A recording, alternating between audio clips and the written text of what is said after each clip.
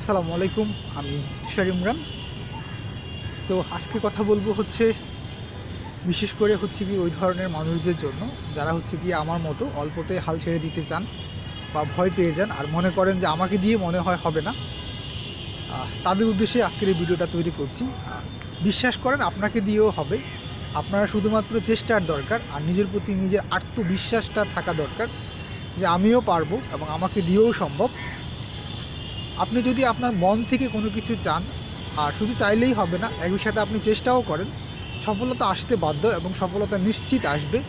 শুধুমাত্র এতটুকু বিশ্বাস আপনার মধ্যে থাকতে হবে যে ইনশাআল্লাহ আমিও পারবো। এই কথাগুলো বলার সাহস পাচ্ছি কেন আমি জানেন? এই কথাগুলো বলার সাহস পাচ্ছি কারণ আমি এই সময়টা পার করে এসেছি এবং এখনও পার করছি। খুব কঠিন থেকে কঠিন সময় আমি পার করেছি। যারা গিয়ে আমার সাথে থাকে বা আমার বন্ধুবান্ধব, আমার আত্মীয় স্বজন রয়েছে, তারা সবাই জানে। কঠিন থেকে কঠিন বললে ভুল হবে, আরও কঠিন সময়ও আমার গিয়েছে এবং ইনশাআল্লাহ শুধুমাত্র আল্লাহর প্রতি বিশ্বাস ছিল বলেই সেই কঠিন সময়টা পার করতে পেরেছি। একেবারে যে পার করে ফেলেছি তা না, এখনও কঠিন সময়ের মধ্য দিয়েই যাচ্ছি। ডে বাই ডে কিন্তু অনেক বিপদের সম্মুখীন হই, মনে হচ্ছে যে নিজেকে দিয়ে কিছুই হবে না, ডিমোটিভেটেড হয়ে যাই, নিজের প্রতি নিজের আত্মবিশ্বাস হারিয়ে ফেলি, এখনই ছেড়ে দিই, এখনই হাল ছেড়ে দিই, এমন অনেক সময় আসছে। কিন্তু সেই কঠিন সময়গুলা আসলে নিজেকে একাই কাটাতে হয়েছে। খুব বেশি যে একেবারে সাপোর্ট পেয়েছি বা কাছে পেয়েছি অনেক মানুষকে বা আত্মীয় স্বজনকে, বন্ধুবান্ধবকে, এমনটা কিন্তু না। হাতে গোনা কয়েকজন হয়তো সাপোর্ট করেছে, কিন্তু বেশিরভাগ সময় কিন্তু নিজেকে একাই কাটাতে হয়েছে বা একা ওই সময়টা ওভারকাম করতে হয়েছে। কিন্তু নিজের প্রতি নিজের একটাই বিশ্বাস ছিল যে ইনশাআল্লাহ আমিও পারবো। আমার স্টাডি লাইফের এমনও সময় এসেছে যে আমাকে পড়াশোনা বাদই দিয়ে দিতে হবে, আমার পক্ষে আর পড়াশোনা করা সম্ভব না। হয়তো বুঝিনি যে আসলে বাবা না থাকলে মাথার উপর কিন্তু ছাতা থাকে না, আর মাথার উপরে যখন ছাতা থাকে না তখন কিন্তু রোদ, বৃষ্টি, ঝড় কিন্তু সব কিছু আপনি ভিজতে বাধ্য। বৃষ্টি আসবে, আপনি ভিজবেন, আর খুব রোদ উঠবে, আপনি কিন্তু রোদের মধ্যে কিন্তু পুড়বেন। তো বাবা মা সন্তানদের জন্য ছাতার মতো। আমার বাবা ছিল না, আর বাবা চলে যাওয়ার পর থেকেই কিন্তু আমার জীবনের মূলত সংগ্রামটা শুরু হয়েছিল।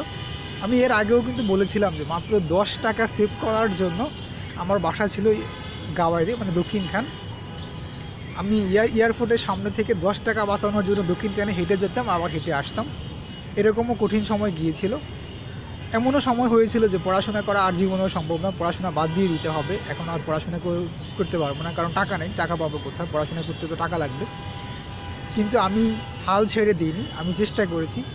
তা আমার একটা গল্প আমি যখন মানে প্রথম একেবারে হতাশ হয়ে গিয়েছিলাম যে নিজেকে দিয়ে আর হবে না, এরপর আমি যে কাজটা করেছিলাম আমার স্টুডেন্ট লাইফে, আমি কিছু লিফলেট বানিয়েছিলাম এবং আমি প্রায় অন্তত কম করে হলেও 6 থেকে 7,000 লিফলেট কিন্তু মানুষের হাতে হাতে নিজেই বিতরণ করেছি। নিজে গিয়ে বিভিন্ন স্কুলের সামনে, বিভিন্ন বাসা বাড়িতে নিজে গিয়ে মানুষকে দিয়েছি। দিয়ে আমি টিউশনি ম্যানেজ করেছি। টিউশনি ম্যানেজ করে তারপর আমি টিউশনি করে আমার সংসার চালিয়েছি, প্লাস আমার পড়ালেখার খরচ চালিয়েছি।